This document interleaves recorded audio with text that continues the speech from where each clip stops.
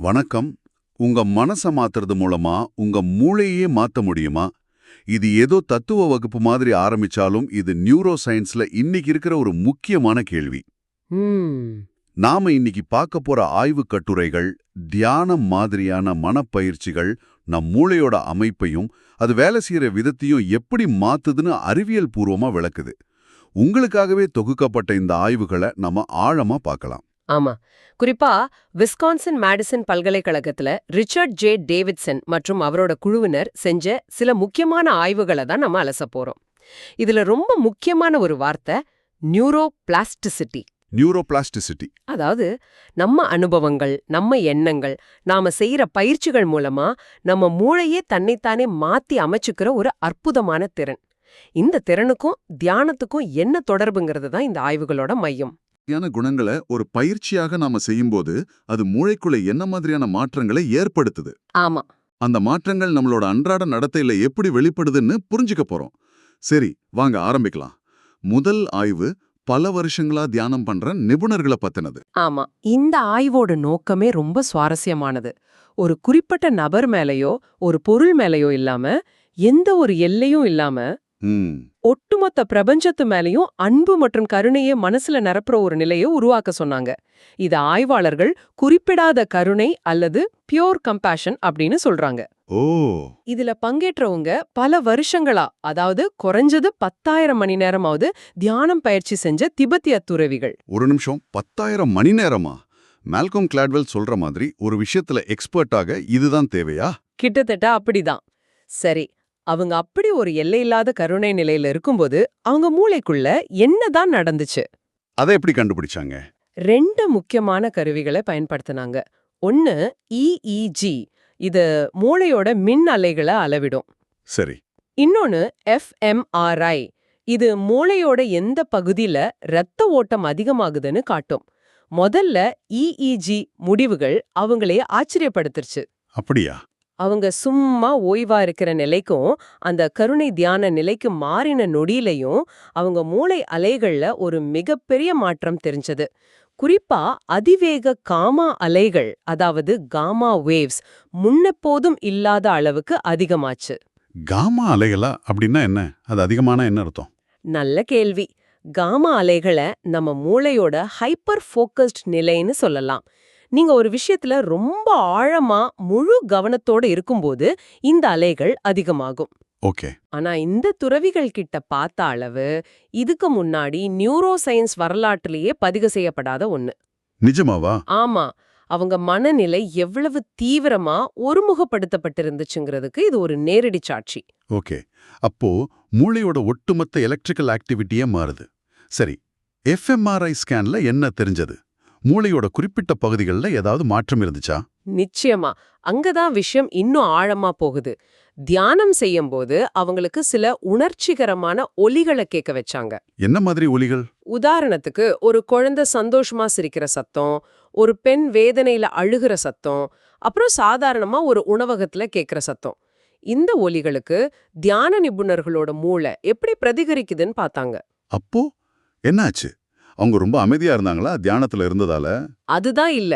அதுக்கு நேர்மாறா நடந்துச்சு. அப்படியா? குறிப்பா மூளையோட 3 முக்கியமான பகுதிகள் ரொம்ப சுறுசுறுப்பா ஆயிடுச்சு. ஒன்னு இன்சுலா. இன்சுலா? அது மத்தவங்களோட உணர்வுகளை நமக்கும் உணர வைக்கிற ஒரு எம்பத்தி சென்சார் மாதிரி. இன்னொன்னு டெம்போரோ பெரைட்டல் ஜங்ஷன். இது மத்தவங்களோட பார்வையிலிருந்து ஒரு விஷயத்த பார்க்க உதவுற பகுதி. மூணாவதா அமிக்டாலா. இதுதான் நம்மளோட உணர்ச்சி கட்டுப்பாட்டு மையம். ஓ. சுருக்கமா சொன்னா, அடுத்தவங்களோட துன்பத்தையும் இன்பத்தையும் கேட்ட உடனே அவங்க மூளையோட கருணைக்கான நெட்வொர்க் மொத்தமும் பவர் ஆன மாதிரி இருந்துச்சு. ஆரம்ப நிலையில இருக்கிறவங்கள விட பல மடங்கு அதிகமா இந்த பகுதிகள் செயல்பட்டுச்சு. கேட்கவே ஆச்சரியமா இருக்கு. நாம தியானம்னா மனசை அமைதிப்படுத்துறது, எல்லாத்துலேருந்து விலகி இருக்கிறதுன்னு நினைக்கிறோம். ஆனா இங்க அவங்க மூளை மத்தவங்களோட உணர்ச்சிகளுக்கு இன்னும் தீவிரமா பிரதிகரிக்குது. மிகச்சரியா சொன்னீங்க. இது வெறும் மூளையோட நிக்கல. இந்த ஆய்வோட உச்சக்கட்டமான கண்டுபிடிப்பு என்னன்னா, இது உடலையும் பாதிச்சதுதான். உடம்பையும் பாதிச்சதா? ஆமா. ஆய்வாளர்கள் இத கருணையின் இதயம்னு சொல்றாங்க. கருணை தியானத்தின் போது நிபுணர்களோட இதய துடிப்பு ஆரம்ப நிலையில இருக்கிறவங்கள விட கணிசமா அதிகரிச்சது. என்னது ஹார்ட் ரேட் அதிகமாச்சா? அது எப்படி கருணையோட சம்பந்தப்படும்? நான் கூட குறையும்னு நினைச்சேன். அதுதான் neuro cardiac coupling. Neuro cardiac coupling. ஓ, அதாவது மூளையோட அந்த இன்சுலா பகுதியோட செயல்பாடும் இதய துடிப்பும் ஒன்னோட ஒன்னு நேரடியா இணைக்கப்பட்டிருந்துச்சு. மூளையில கருணைக்கான சர்க்கியூட் ஆன் ஆன உடனே இதயம் அதுக்கு பிரதிகரிக்க ஆரம்பிச்சிருச்சு. கருணைங்கிறது வெறும் ஒரு மனரீதியான எண்ணம் இல்ல, அது ஒரு முழுமையான உடல் ரீதியான அனுபவங்கிறது இது ரொம்ப தெளிவா காட்டுது. மனசும் உடம்பும் எவ்வளவு ஆழமா இணைஞ்சிருக்கு பாருங்களேன். சரி, பல வருஷம் தியானம் பண்ற ஒரு துறவியோட மூளையிலையும் உடம்புலையும் மாற்றம் நடக்குதுங்கிறது ஒருவேளை எதிர்பார்க்க கூடியதுதான். ஆனா நம்மள மாதிரி சாதாரணமா வேலைக்கு போயிட்டு வர ஒருத்தர் இதுக்காக ஒரு 2 வாரம் ஒதுக்குனா ஏதாவது நடக்குமா? இல்ல இதுக்கெல்லாம் பல வருஷ பயிற்சி தேவையா? இதத்தான் அடுத்த ஆய்வு சோதிச்சு பார்த்தது. இது நம்ம எல்லாருக்குமே ரொம்ப முக்கியமான கேள்வி. நிச்சயமா. இதுக்காக ஆய்வாளர்கள் ஒரு குழுவை எடுத்தாங்க. அவங்களுக்கு 2 வாரத்துக்கு தினமும் 30 நிமிஷம் இன்டர்நெட் மூலமா கருணை தியான பயிற்சி கொடுத்தாங்க. சரி. இன்னொரு கட்டுப்பாட்டு குழுவுக்கு அறிவாற்றல் மறுமதிப்பீடு, அதாவது காக்னேட்டிவ் ரீஅப்ரைசல் அப்படின்னு வேற ஒரு மனப்பயிற்சி கத்து கொடுத்தாங்க.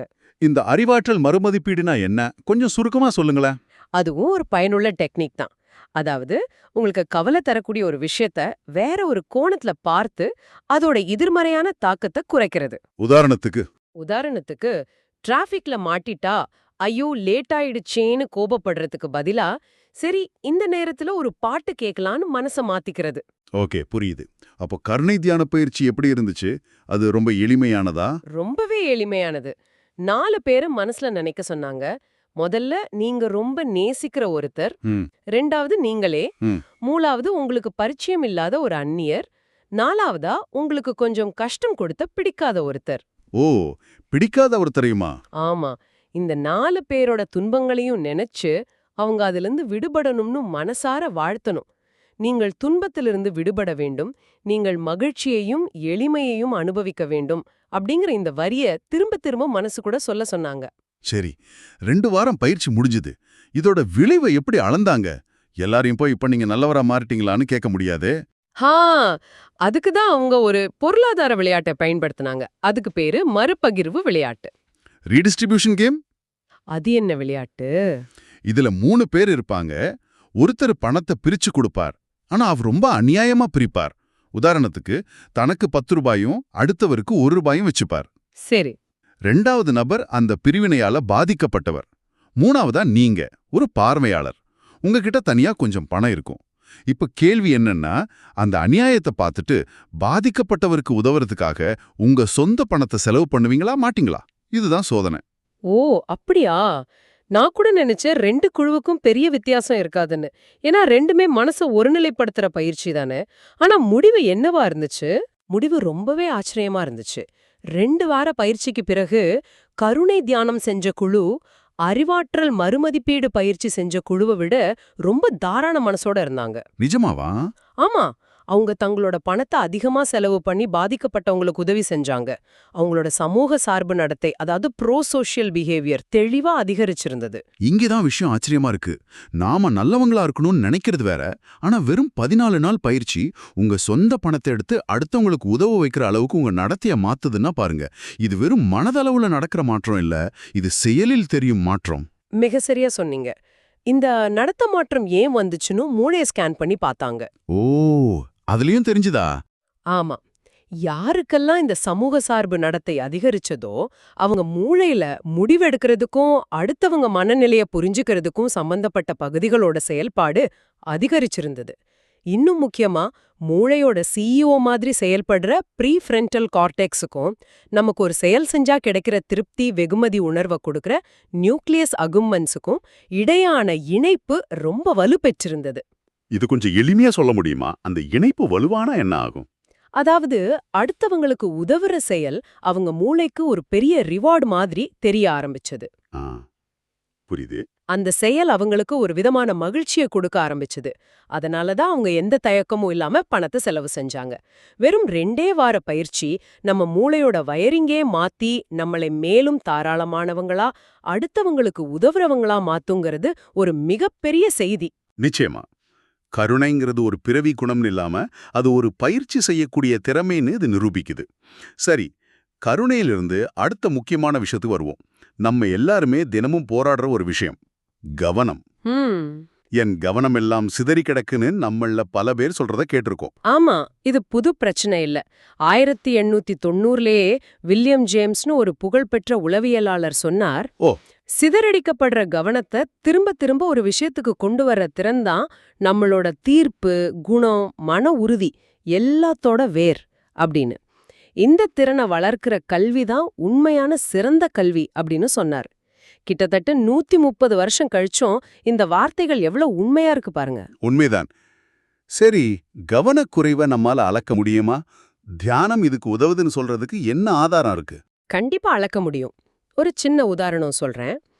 ADHD, அதாவது கவனக்குறைவு பிரச்சனை இருக்கிற குழந்தைங்களோட எதிர்வினை நேரத்தை, ரெஸ்பான்ஸ் டைம்ஸை அளந்தா அது ரொம்ப மாறுபடும். ஒரு கேள்விக்கு டக்குன்னு பதில் சொல்லுவாங்க, அடுத்த கேள்விக்கு ரொம்ப நேரம் எடுத்துப்பாங்க. இந்த நிலைத்தன்மை இல்லாதது தான் கவனக்குறைவோட ஒரு முக்கியமான அறிகுறி. ஒரு நல்ல ட்ரம்மர் ஒரே சீரா தாளம் போடுற மாதிரி இல்லாம முன்ன பின்ன தாளம் போடுற மாதிரி இது. அருமையான ஓமை அதுதான்.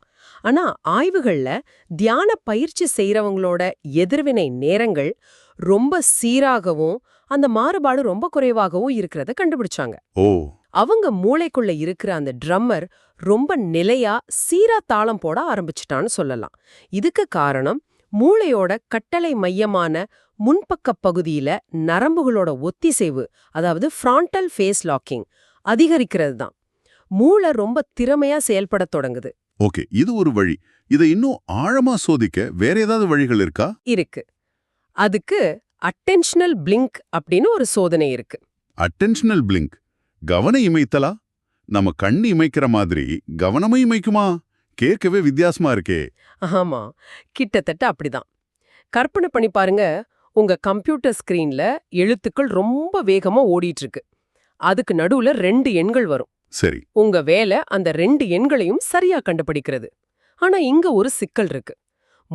எண்ணை பார்த்த உடனேயே ஒரு அரை நொடிக்குள்ள 2வது எண் வந்துட்டா நம்மள பல பேர் அதை தவற விட்டுடுவோம். ஏன் அப்படி? ரெண்டுமே கண்ணுக்கு தெரியுமே. தெரியும்.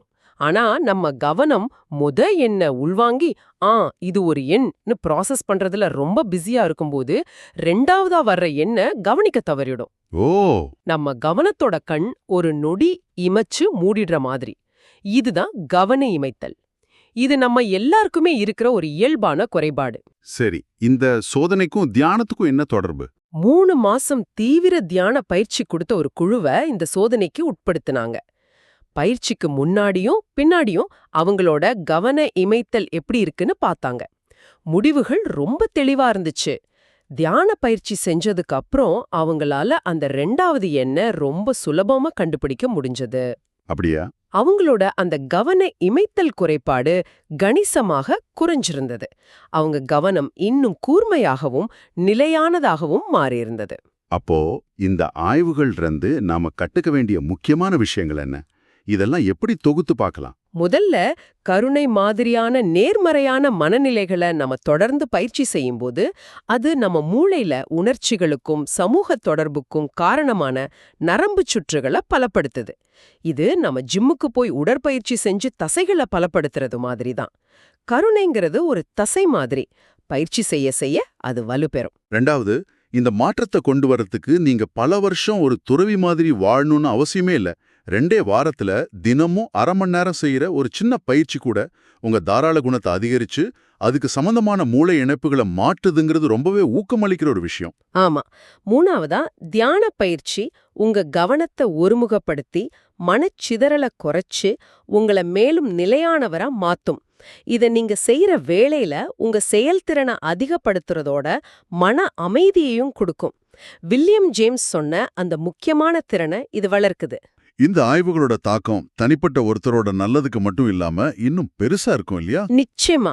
இதோட தாக்கங்கள் தனிப்பட்ட நலனையும் தாண்டி சமூக அளவுல போகக்கூடியது. உதாரணமா, இந்த மாதிரியான பயிற்சிகள் மன அழுத்தத்தால உடம்புல ஏற்படுற அழற்சிய, இன்ஃப்ளமேஷன் குறைக்குதுன்னும் சில ஆய்வுகள் காட்டுது. ஓ, எதிர்காலத்துல இந்த மாதிரி பயிற்சிகளை மருத்துவமனைகள், பள்ளிக்கூடங்கள், ஏன் அலுவலகங்கள்ல கூட இணைச்சா அது நம்ம சமூகத்துல நாகரிகத்தையும், நன்றி உணர்வையும், ஒருத்தருக்கொருத்தர் உதவுற மனப்பான்மையையும் மேம்படுத்தும். இது ஒரு தனிநபரோட மாற்றம் மட்டும் இல்ல, ஒரு சமூக மாற்றத்துக்கான கருவியா கூட இருக்கலாம். ரொம்ப ஆழமான கருத்து. சரி, இந்த உரையாடலை முடிக்கிறதுக்கு முன்னாடி நீங்க யோசிக்கிறதுக்காக ஒரு கேள்வியை விட்டுட்டு போறேன். சொல்லுங்க. இன்னைக்கு இருக்கிற காலகட்டத்துல குழந்தைங்க சீக்கிரமே பருவம் அடைஞ்சிடுறாங்க. ஆனா அவங்க மூளையில பகுத்தறிவு, சுய கட்டுப்பாடு, திட்டமிடல் இதுக்கெல்லாம் காரணமான முன்பக்க மடல், அதாவது ஃப்ரான்டல் லோப், ரொம்ப மெதுவாதான் முழு வளர்ச்சி அடையுதுன்னு ஆய்வுகள் சொல்லுது. ஆமா, அந்த ஒரு கேப் இருக்கு. இந்த ரெண்டுக்கும் நடுவுல ஒரு பெரிய இடைவெளி இருக்கு. இந்த முக்கியமான வளர்ச்சி காலகட்டத்துல மூளையோட இந்த கட்டுப்பாட்டு பகுதிகளை வலுப்படுத்தக்கூடிய இந்த மாதிரியான எளிமையான மனப்பயிற்சிகளை நம்ம கல்வி முறையில அறிமுகப்படுத்தினா அது அடுத்த தலைமுறையோட மனம் மற்றும் சமூக நலன்ல என்ன மாதிரியான ஒரு தாக்கத்தை ஏற்படுத்தும்? சிந்திச்சு பாருங்க.